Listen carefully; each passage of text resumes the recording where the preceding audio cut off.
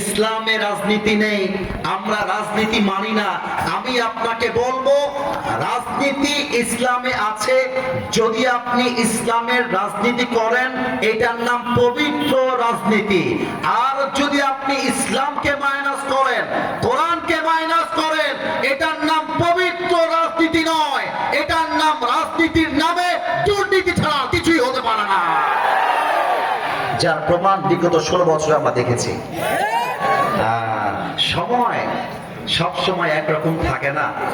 আল্লামা সাইদি বলতেন বাড়াবাড়ি বেশি করতে চেও না, গাছের আগায় আছো আগায় থাকো। বেশি বাড়াবাড়ি করলে 16 কোটি মানুষ মিলে একটা ঝাঁকুনি মারবে, মামুর বাড়ি দিল্লি গিয়ে পড়বা, দিল্লি গিয়ে তারা পড়েছে, ঠিক কিনা বলে? এখন আপনারা বলবেন হুজুর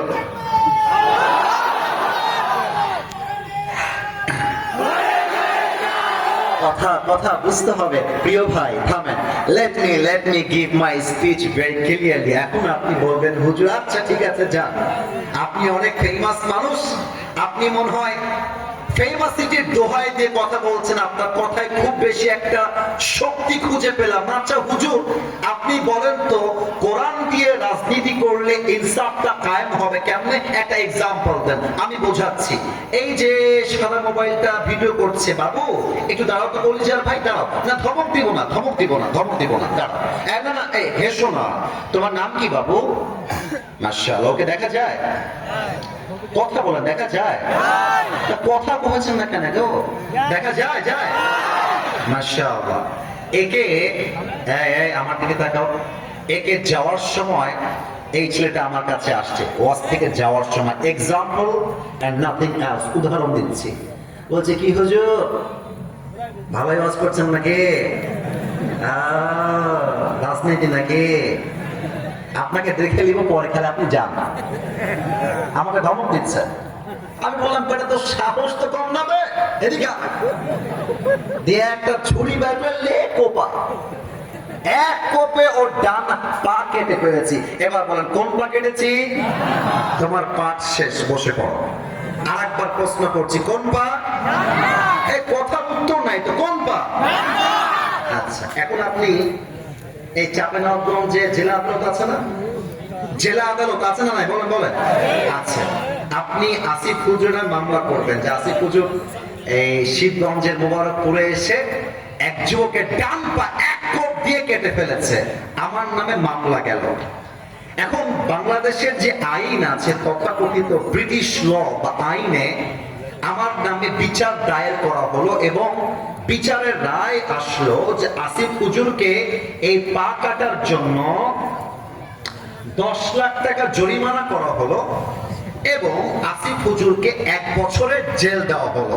আচ্ছা যে কোনো বিচার এটা স্বয়ং সম্পূর্ণ হয়েছে কিনা, জাস্টিস তথা ইনসাফ হয়েছে কিনা বোঝার জন্য লাগবে দাড়িপাল্লা। দাড়িপাল্লা নিয়ে আসেন। ওই যুবকটার ডান পা আমি কেটেছি, দাড়িপাল্লা ডান দিকে দেন, ওর পাটা ডান পাল্লায় দেন। 10 লাখ টাকা জরিমানা আর 1 বছরের জেল বাম পাল্লায় দেন। দেখা যাক চাপায়ের মানুষের বুদ্ধি আছে কিনা। Let's check it. আমি চেক করতে চাই। ডান পাল্লায় আছে ডান পা কাটা, বাম পাল্লায় আছে 10 লাখ টাকা আর 1 বছরের জেল। কিয়ামত পর্যন্ত আপনি দাড়িপাল্লা টানবেন, সমান হবে না? কথা বলেন না, সমান হবে না?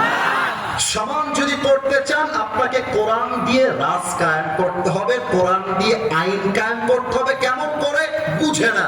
কোরআন বলছে কেউ তোমার চোখ তুলবে তার চোখ তুমি তুলে নিবা, কেউ তোমার হাত কাটবে তুমি তার হাত কাটবা। চোখের বদলে চোখ, নাকের বদলে নাক, কানের বদলে কান, হাতের বদলে হাত, পায়ের বদলে পা, জানের বদলে জান তোমাকে কবজ করতে হবে। এটার নামই তো ইসলাম। এবার আসেন ইসলামটাকে আমরা কায়েম করি। এবার বিচার কি হবে? যেহেতু আসিফ হুজুর তার ডান পা কেটে দিয়েছে, আমার আইন থেকে বিচার হবে তোমরাও আসিফ হুজুরের ডান পা কেটে দাও। এবার ওর ডান পা দাড়িপাল্লার ডান দিকে দেন আর আসিফ হুজুরের ডান পা কেটে দাড়িপাল্লার বাম দিকে দেন। এবার টান দেন, দেখবেন দুইটা সমান সমান হয়ে গেছে। এটার নামই কোরআন, এটার নামই ইসলাম, এটার নামই রাসূলের হাদিস, ঠিক কিনা বলেন? ওমান হাকামা বিহি আদালা, এই কোরআন দিয়ে যে বিচার করবে সেই তো ইনসাফ কায়েম করতে পারবে। অতএব যারা আমাদেরকে বাধা দিবেন, মাইক কেড়ে নিবেন, মাথায় রাখবেন জাস্ট চাপায়ের মাটি বলে কথা নয়। আগামীর বাংলাদেশে যারা এই তাফসীর মাহফিলকে ক্ষমতার জোর দিয়ে, দলের জোর দিয়ে, নেতার নাম দিয়ে মাইক কাটতে চাইবে, ওর পিঠের চামড়া একটাও থাকবে না চাপায়ের ভাড়া। আমার দুহাত তুলে বলে সবাই ঠিক কিনা?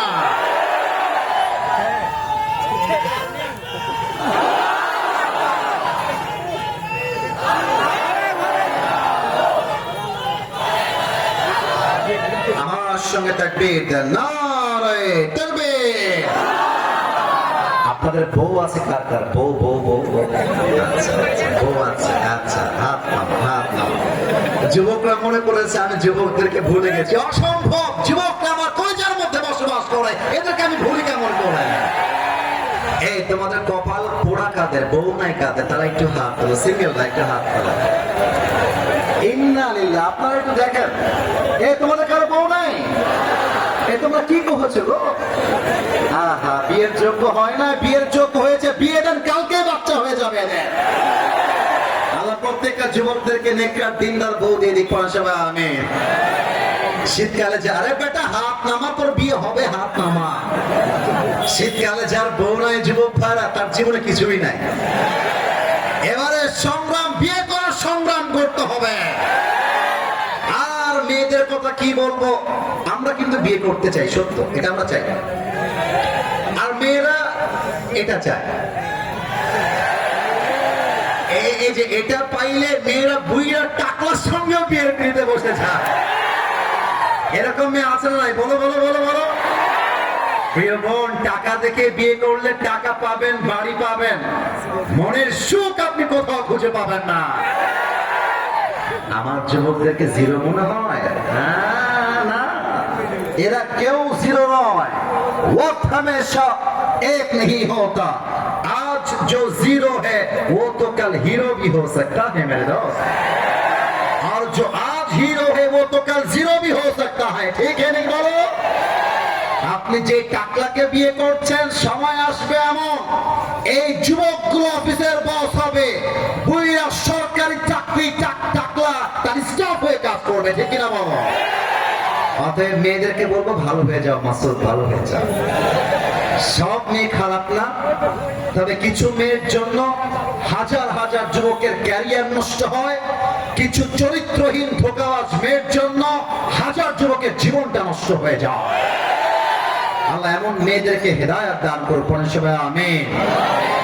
তাকবীর হবে তিনটা, তারপরে আমার মূল বিষয় আমি তাফসীর পেশ করতে চাই। প্রথম তাকবীর দিবেন বিবাহিত ভাইরা। বিবাহিত ভাই যারা এসেছেন একটা কাশি দেন, দেখা যাক কে কত বেশি নাম্বার পায়। বিবাহিত ভাইরা রেডি হয়ে যান, সিঙ্গেলরা চুপ থাকবা। বিবাহিতদের পালা। বিবাহিত ভাইরা, বিবাহিত ভাইরা একটা কাশি দেন, দেখা যাক কে পারে। সিঙ্গেলরা চুপ থাকবা। বিবাহিত ভাইরা নারে তাকবীর। বাবা রে বাবা, আপনারা আমার থেকে নাম্বার পেয়েছেন 75। এবার সিঙ্গেলদের পালা। সিঙ্গেলরা কাশি মারো, দেখা যাক কারা জিতে। আপনারা নাম্বার দিবেন। It's time for the single people. সিঙ্গেলরা আমার সঙ্গে তাকবীর দাও, লিল্লাহি তাকবীর। বিবাহিত ভাই আমাকে মাফ করে দিবেন। আজকে আমার সিঙ্গেল ভাইরা 90 নাম্বার পেয়ে পাস করেছে। ঠিক কিনা বলে? মনে অনেক জ্বালা, তো সেই জ্বালা তাকবীরে বের হয়ে আসছে। ঠিক কিনা বলো? এবার আর কোনো ভাগাভাগি নেই, সবাই মিলে একটা তাকবীর হবে এমন জোরে যে আসিফ হুজুর স্টেজ ভেঙে উল্টে নিচের দিকে পড়ে যাবে। দেখা যাক আপনারা গায়ের জোর কত বেশি আছে। সবাই মিলে একটা কাশি দেন, নারে তাকবীর। আল কোরআনের আলো, আল হাদিসের আলো, কোরআন হাদিস যেখানে, আলেম ওলামা যেখানে, চাপাইবাসী আছি যেখানে, আল্লাহ যেন কবুল করে। পড়েন সবাই আমিন। আমার তাফসীরের আজকের বিষয় বলার আগে একটা অ্যানাউন্সমেন্ট দেই, ঘোষণা। চাঁপাইনবাবগঞ্জবাসী, শিবগঞ্জবাসী, মোবারকপুরবাসী, যদি আজকের মাহফিলে তাফসীর চলাকালীন কেউ উঠে যায়, তার লুঙ্গিটা টান দিয়ে ধরে বসায় দেওয়া হবে। অতএব মেহেরবানি করে আপনি যদি আপনার লুঙ্গি খুলতে না চান, আপনি যদি আপনার প্যান্ট না খুলতে চান, এসেছেন আপনার ইচ্ছায়, বা দোয়া হওয়া পর্যন্ত একটা মানুষ এই মাঠ ছাড়তে পারবে না, ঠিক কিনা বলো? আলোচনার বিষয়ে ফিরে যাই, দেখা যাক আপনারা অ্যাক্টিভ আছেন কিনা। আজ তাফসীরের বিষয় হচ্ছে আল্লাহ ও তার বান্দার সম্পর্ক। দেখা যাক সবাই কেমন অ্যাক্টিভ আছে। প্রথম পার্ট আমি বলবো, সেকেন্ড পার্ট আপনারা বলবেন। আমি আবারও বলছি সহজ করার জন্য, আল্লাহ ও বান্দার সম্পর্ক। এবার আপনাদের পালা। আজকের আলোচনার বিষয় আল্লাহ ও, এই যে ভয় পেয়ে গেছে, আল্লাহ ও বান্দার সম্পর্ক। আপনারা জাস্ট বান্দার সম্পর্ক বলবেন, আমি আল্লাহটা বলছি। আজ আলোচনার বিষয় আল্লাহ ও, now I got the answer. এটাই উত্তর হয়েছে। কেন বারবার বললাম? যাতে করে এটা কলিজায় গেঁথে যায়, যাতে করে আপনি ওয়াজটা ভুলে না যান। আল্লাহর সঙ্গে বন্ধুত্ব করতে আমরা চাই কি চাই না?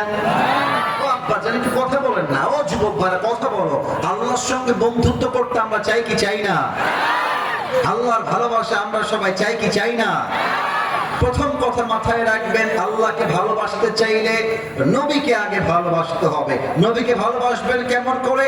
আমার দিকে একবার চোখ তুলে তাকান।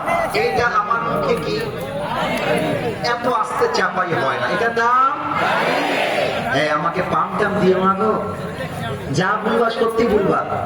আমাকে দাড়ি রেখে আনস্মার্ট লাগছে? আপনার উত্তর দেন না। দাড়ি রেখে আনস্মার্ট লাগতেছে? খ্যাত লাগতেছে?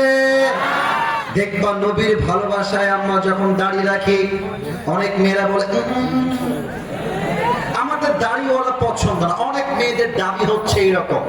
তো যেই মেয়েদের দাড়িওয়ালা পছন্দ নয়, তাদের জন্য বিটিএস এর হিজরা ছাড়া সেকেন্ড কোন অপশন আমাদের কাছে না। আর যে মেয়ে দাড়ি পছন্দ করতে চায় না, সে তো আমার বাড়ির বউ হওয়ার যোগ্যতাই রাখে না। বলো, আমার প্রিয় বোনের পছন্দ হয় গাঞ্জা করে। সবচেয়ে বেশি মেয়েরা গাঞ্জা করে বেশি পছন্দ করে, আর বিয়ে করে বাসও খায় সেই লেভেলের। আরে বেটা, গাঞ্জাখোর তো নিজের জীবনের মূল্য নিজেই বুঝে না, ও তার বইয়ের মূল্য বুঝবে কেমন করে? বলেন না আপনারা সবাই? অতএব নবীর ভালোবাসায় দাড়ি রাখার দরকারটা আছে না নাই? আজ আমরা আলোচনাকে তিনটা ভাগ করতে চাই। Look at my right hand, আমার ডান হাত দেখবেন। অন, টু, থ্রি, বলেন সবাই অন। একটু বলেন না, অন, টু, থ্রি। আলোচনা কয় ভাগ? উত্তর পেয়েছি। আরেকবার, কয় ভাগ? এক নাম্বার, আমরা আল্লাহর বান্দা কেন, এটা জানতে চাই। আমরা আল্লাহরই বান্দা কেন? এক নাম্বার। এই কথা বলো না, এই কথা বলো না। আর এখান দিয়ে আমি যেন কাউকে হাঁটতে না দেখি, যুবকদের সমস্যা হচ্ছে। এখান থেকে আর ক্যামেরা যদি by chance if you face any problem, you just have to stand for 30 seconds, at least 30 সেকেন্ডের মধ্যে ঠিক করে আবার বসে যাওয়া লাগবে, কারণ এটা চাপায়ের মাটি, কোনো খিদিরি বিদিরি চলবে না। খবরদার, লাস্ট ওয়ান, কেউ দাঁড়াবেন না। এক নাম্বার, না ভাই আমার ওটা থাকবে, ওইটা থাকলে কালকে আমার ওয়াজটা ইউটিউবে পাবা তোমরা। এই যে এত গণজোয়ার দেখছো, সবাই ফেসবুকে দেখে আসছে। মাথায় রাখতে হবে, ক্যামেরাম্যানদেরকে অবহেলা নয়, মিডিয়া আমাদের শক্তি। এই মিডিয়া দিয়ে ওরা বিশ্বে আমাদের ইসলাম ছড়িয়ে দেওয়া লাগবে, ঠিক কিনা বলেন? প্রথম পয়েন্ট, আমরা আল্লাহর বান্দা কেন? নাম্বার ওয়ান শেষ। Number two, what is the relationship between Allah and his patient servant? যে বান্দা বিপদে আপদে দুঃখে কষ্টে সবর ধারণ করে, তার সঙ্গে আল্লাহর সম্পর্ক কেমন, এটা আমরা সেকেন্ড পার্টে তাফসীরে জানতে চাই। 3 নম্বর part, what is the relationship of Allah subhanahu wa ta'ala with his servant on the day of judgment? কিয়ামতের কঠিন দিনে বান্দার সাথে আল্লাহর সম্পর্ক, দয়ার সম্পর্ক হবে, জানার দরকারটা চাপায়ের ভাইরা আছে না নাই? আছে না নাই? এই হচ্ছে these are the 3 points that I'm going to talk about. এই তিনটা বিষয়ে তাফসীর হবে। আমি আয়াত তেলাওয়াত করছি তাফসীরের জন্য। একটা যুবকের চোখ যেন মোবাইল ফোনে না যায়। যারা মোবাইল ফোন চালাচ্ছ, turn off your phone right now. এই মাহফিলটা টিকটক করার জায়গা নয়, এটা জীবনকে ঠিকঠাক করার জায়গা। ফোনটা